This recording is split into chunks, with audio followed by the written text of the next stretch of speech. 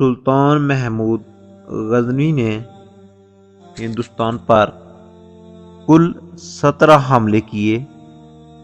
ان میں سے 15 حملے کرنے کے بعد سلطان محمود غزنوی 1020 سے 1025 عیسوی کے درمیانی عرصے میں سلطنت کے شمالی مغربی حصے اور دریائے فرات کی وادیوں میں فتوحات میں مشغول رہے۔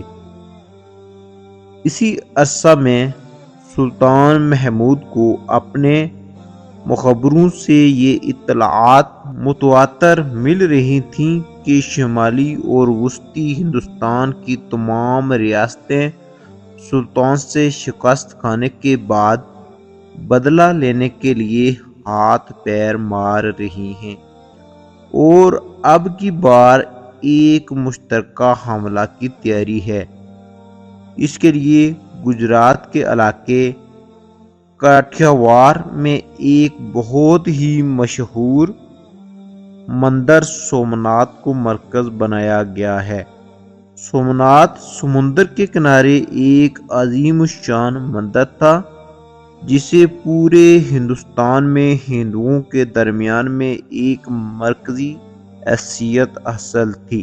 مندر میں موجود شیوا کے بت کی اہمیت کا اندازہ اس بات سے لگایا جا سکتا ہے کہ شیوا بت کو غسل دینے کے لیے تازہ پانی روزانہ کی بنیاد پر دریائے گنگا سے لایا جاتا تھا۔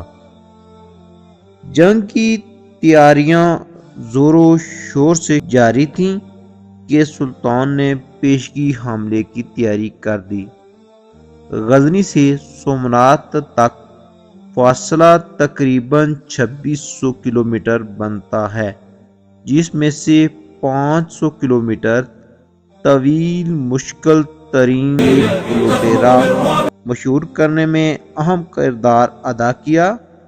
سومناتھ کے بعد سلطان محمود کی ہندوستان پر آخری لڑائی 1027 عیسوی میں ہوئی، جو دریائے سندھ سے دریائے بیاس کے درمیانی علاقوں میں پھیلے ہوئے تھے۔